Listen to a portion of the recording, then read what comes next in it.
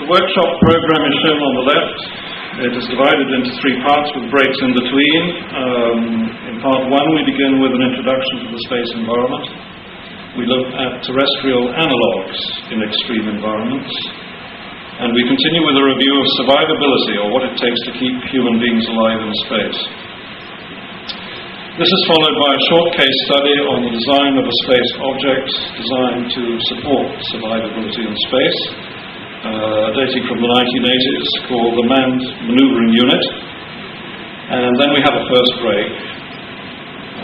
After the break, we proceed to a discussion of habitability, or what it takes to design livable accommodation for crews in space on long-duration missions. And this is followed by another case study on the design of an item of space furniture that I was personally involved with many years ago. It was a wardroom table project for NASA, and then we have a second break. And after that, we return to an examination of constructability, or what it takes to build and deliver space stations, lunar outposts, and Mars bases. And then finally, another case study on the construction of the International Space Station, currently the most complex engineering project yet carried out by mankind.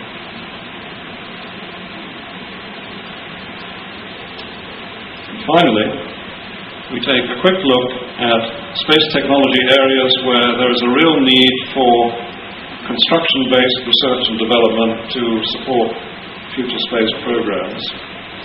Now, at the end of the three parts, there's a short question and answer period, and I've done it like this so that you can ask the questions concerning the part you've just seen as it's still fresh in your mind, rather than waiting to the end of the talk to have a mass of questions there. And this workshop was specially prepared for this AECWORLDEXPO, and I haven't had a chance to run through it in terms of time, so the times are somewhat approximate. We may run over or under. I think probably we'll run under, so you'll be able to get off early. So, that's what we're going to cover, and off we go.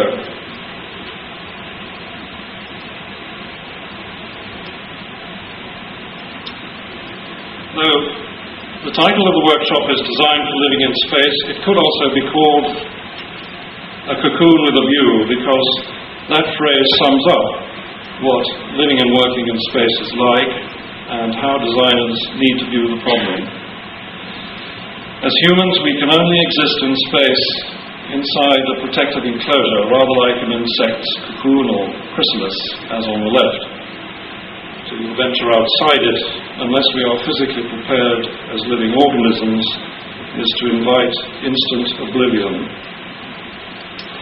The space cocoon, however, can be small or large, or stationary, or mobile, as on the right, which shows a recent concept by the American Space Agency, NASA, National Aeronautics and Space Administration, for a mobile research and survey habitat on the moon called HABOT, H-A-B-O-T, which you can see is a cluster of essentially robotic modules that are equipped for human occupation.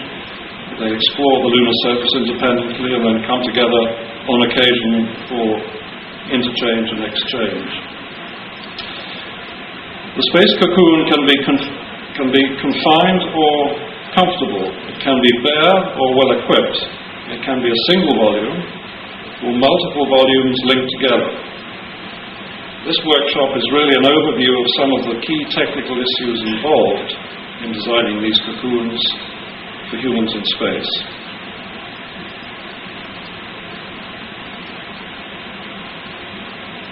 Like American astronaut Walter Schirra in this photo on the left, returning from the Apollo 7 mission in 1968, we peer out of a small window to a view that is quite spectacular.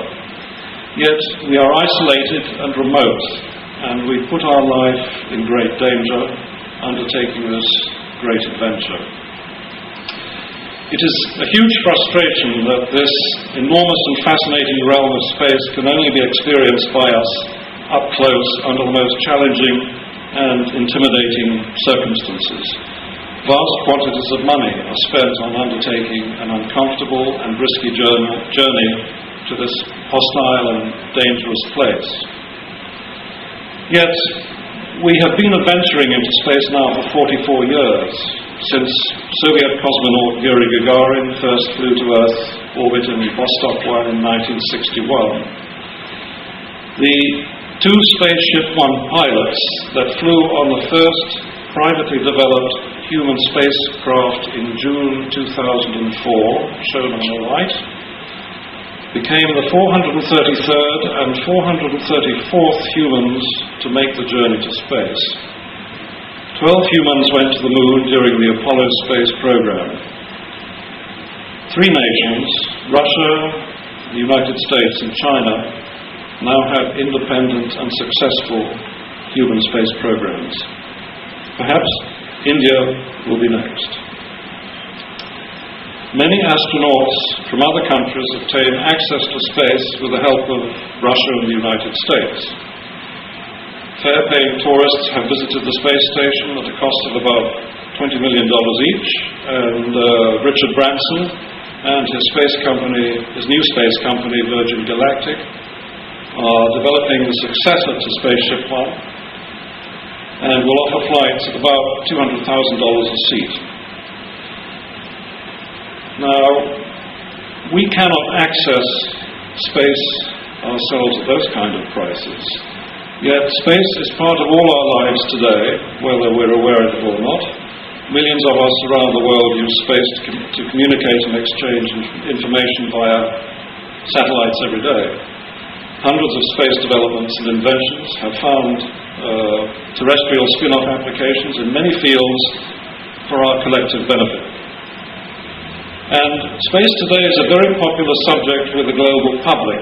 The Jet Propulsion Laboratory website in California has received about 12 billion visits during the present Mars rover and Saturn Cassini missions, which is nearly 2 hits for every human being on this planet. It is the most visited website ever. So, space has become part of our daily lives, whether we are aware of it or not.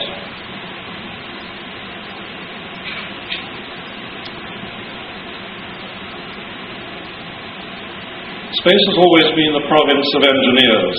The participation of architects and industrial designers in space dates from the American Skylab program in the 1970s. And Susmita the other day was talking about Raymond Loewy, the industrial designer, and his influence on this project.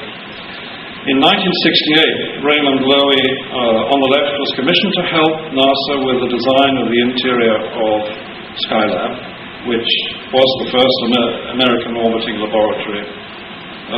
On the right, he persuaded NASA to include a window in the Skylab module so the crews could see out and observe the Earth.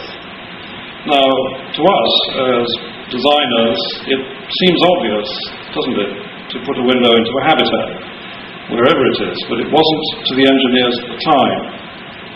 They objected that a window would interfere with the structural performance of the pressurized hull. And Loewy's point was that it was madness to send humans to Earth orbit for several months if they couldn't look out of a window and see the Earth below. He won his argument, backed by the project manager, Dr. George Miller, and since then all orbiting crewed stations and laboratories have been provided with